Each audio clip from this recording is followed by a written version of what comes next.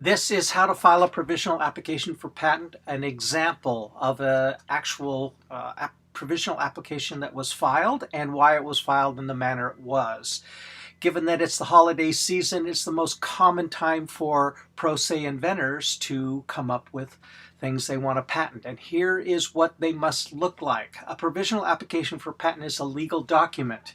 It is a strategy used by folks in very fancy pants companies, Google, Facebook, Apple, everybody, force their engineers to write provisional applications for patents. The reason they do is a provisional allows you to describe more information in your application than you are allowed in a non-provisional application. In a non-provisional application, you're not allowed to bloviate. The value of bloviating in a provisional application for patent is you're describing to peers. There can be a librarian, Albert Einstein, one skilled in the art, and a super duper sharp person who knows this art better than, let's say, you do.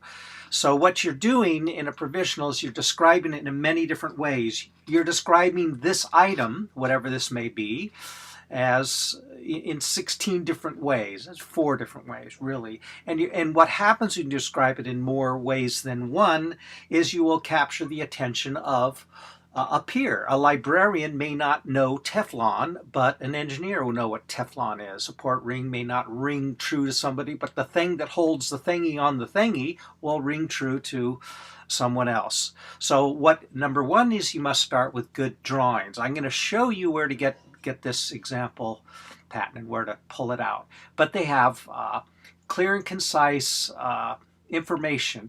They really don't want you to write the words here. They want numbers in there and such, but I'm showing you the way that you'll be able to relate to in a provisional. So look at some of these drawings. You get to get a sense of things.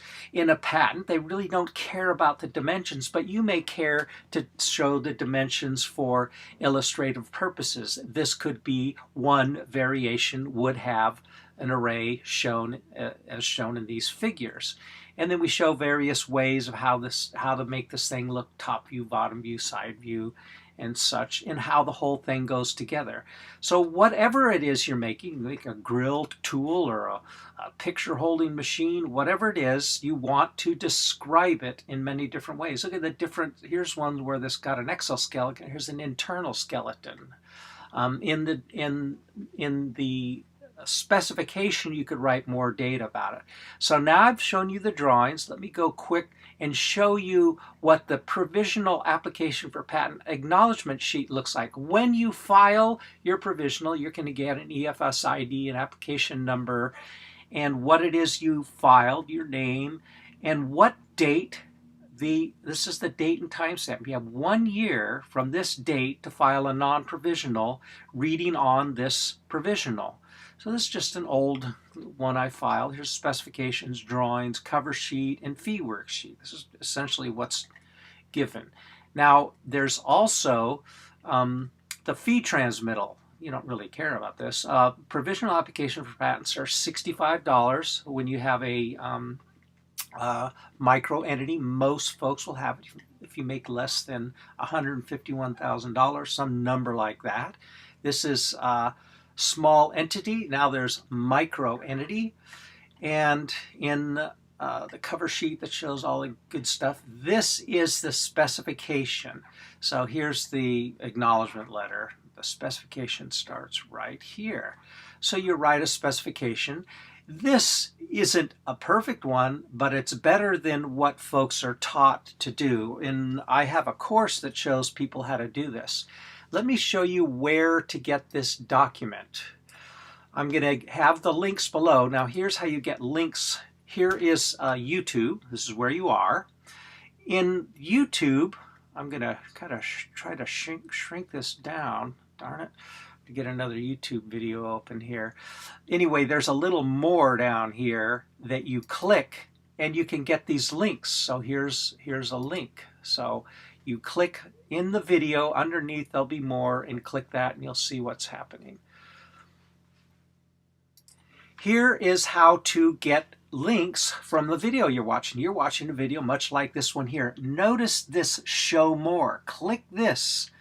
underneath this, there's all kinds of goodies in here. So the link to this document I show you here will come from two places: within the link of this video underneath, and as well in, I'm going to give a link to this example provisional application for patents. So when you click this, I'm going to give you this link here, provisional patent, take5inc.com, and you can see that link there. And then click this under here. So when you come here to the tippy top and you've got that link, go to the bottom and example application for patent. And there is the document. And you can download that if you want and print it out. This is called a file wrapper. I actually got a patent on this thing some time ago, but that's what the file wrapper is. When you are looking in YouTube and studying things having to do with patents, be careful about entering into agreements with companies that ask you to give them lots of money to do it. What I have is a course, it's $93, that shows you how to file a provisional application for patent. My suggestion to folks is don't give anyone any money for anything unless you profoundly know what you'll get in return. So, and anything I sell, you get there's a money back guarantee for it. So ask folks for that.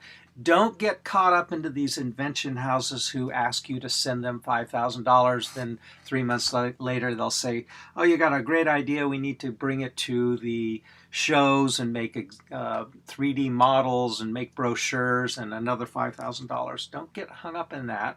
And don't get a patent just because you want to put your name on the wall unless you got more money than whatever. Get a patent for the purpose of being able to sell it, and you know that it'll be something viable. I'm going to show you another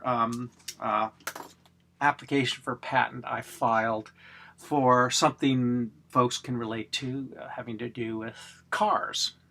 Here's this was my provisional application for patent, and the only difference, if you're following the rules of a provisional application for patent, is the difference between a provisional and a non-provisional is the provisional does not have claims in it.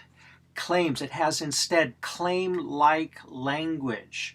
If you attempt to write claims, these are claims, you will not be able to write them properly. In fact, improperly drafted claims will do you more harm than good. So a provisional has claim-like language in it. If you read this one through, you can, this is public property, you can search for this, you know, this number up here and read this. There's hundreds of thousands of patents that are issued every year, and you can read those that pertain to your particular field of interest. So go grab one that looks like something similar to yours and look and see what they've done. It's important that the figures be written, and they be written clearly.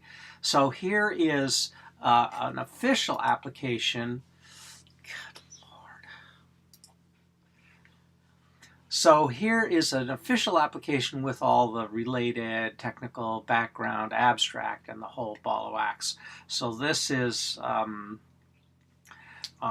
a provisional that I wrote that I converted to a non-provisional within a year.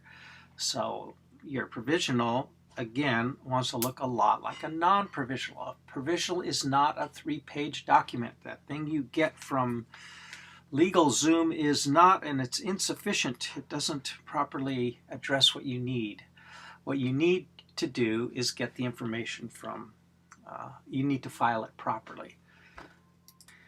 One way to learn more about it, if you go to this provisionalpatentvideo.com and watch this video, even if you want to use a patent attorney, you need the contents of this course. If nothing else, if you get a patent attorney, before you give them their $1,500, $2,000 retainer, spend $93 and learn what you need to give them. You want to honor their skill by learning how to speak their language before you come there babbling about nothing and just giving them more excuse to charge you more money.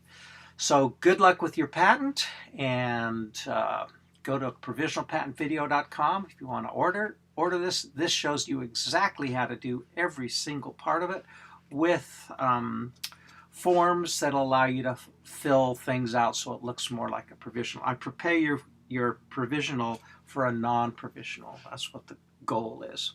Thank you very much and have a nice holiday.